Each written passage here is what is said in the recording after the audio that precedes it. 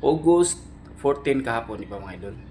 So, naalala nyo ba ang date na yun mga idol, di ba?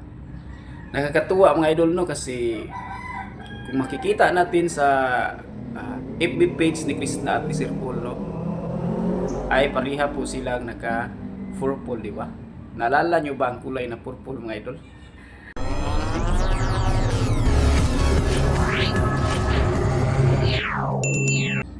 Hello po mga idol, magandang araw po. Kumusta po? Welcome to my YouTube channel, Miltic Romero TV. Ating mga subscriber sa ibang bansa, ating mga viewers sa ibang bansa, lalo na mga OFW. Kumusta po kayo? Ang ating mga nanirahan na po sa ibang bansa, saan man kayo nagpanik ng mundo, magandang araw po sa inyo. At ang ating mga senior citizen, di natin makalimutan, mga Peking Koreana supporters, mga Krisnatics, mga Pugong Biyahero supporters mga idol. Ang ating video ngayon mga idol tungkol po sa date kahapon, no, di ba? August 14 kahapon, di ba mga idol? So, naalala nyo ba ang date na yun mga idol, di ba? Nakakatuwa mga idol, no, kasi kung makikita natin sa FB page ni Krishna at ni Sir Paul, no, ay pariha po silang naka-purple, di ba? Naalala nyo ba ang kulay na purple mga idol? Kasi si Krishna at si Sir Paul ay naka-purple po sa date na pizza 14 kahapon, di ba? August 14. So anniversary para ng Crispaw kahapon, di ba? Kung naalala natin, di ba? So ayan mga idol, naka-purple ang So, 15, 16 na na. Yes. Kalayawan. Ayan, makikita. So, yan. Thank you, Kuya Jonah. Thank you. First meet namin, guys. But first time niya makapunta dito. Ganda ng bahay ni Chris na guys. Parang mansion. So parang nagkatugma po, no? Hindi natin alam kung hindi pa sinasadya or ano. Hindi natin alam yun, pero parang nagkatugma po. Ano ba ang tugma sa Tagalog mga idol? Nagkapariha po, no? Nang suot si Krishna at si Sir Paul na purple, no? Parang sinasadya o hindi sinasadya. Yan lang po ang masabi natin, no?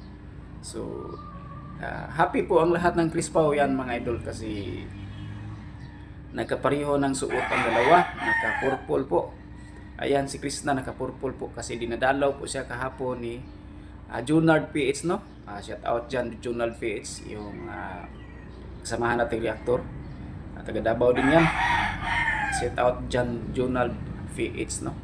Isang reactor ni Krishna na katulad ko rin, isang reactor ni Krishna, no?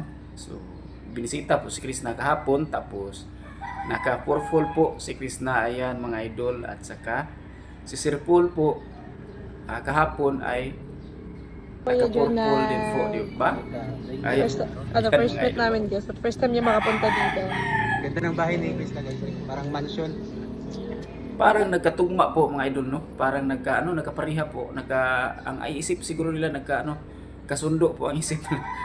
Hindi natin alam na sabotahe po ang lahat, yung may sabotage, pero hindi po. Hindi tayo magsabi ng ganyan kasi sila lang po ang nakakaalam, no? So, pero naalala natin kahapon na pizza 14 ay pizza 14 kahapon ng August ay ano po nila, anniversary po, di ba, ng Crispaw. So, abang-abang tayo mga idol, baka may surprise po si Krishna yung birthday niya, ayan mga idol. Yun yung alam yun. Malalaman nyo rin. Hindi. So kasi, I'm so excited na may gagawin ako sa aking buhay na ito. Ayan mga idol, kasi malapit na po ang birthday ni Krishna, di ba? So, baka may pa-surprise po ang babae, at saka magulat na lang tayo, di ba? Antayin natin at maabangan natin, di ba? Baka malaking surpresa po ang makikita natin. Sana all, di ba mga idol? At saka parang nagkatugma po talaga, yan ang aking iniisip. Parang nagkapariho po ang kanilang ilang iniisip na isusuot na t-shirt ay purple, di ba? Pero hindi ko sinasabihan na sabotage po, hindi ko sinasabi na pero baka po baka lang po may yung na-recall yata nila ang kanilang anniversary, parang ganun lang po, no, di ba? Antay lang po tayo kasi sinasabi ni Krishna sa kanyang vlog na may malaking surpresa po sa kanyang birthday. May malaking gift po siya, no? Sana po ma-surprise tayong lahat. Sana po big announcement pa po. Ngayong birthday ni Krishna, may mga ganap na mga hindi natin inaasahan, di ba?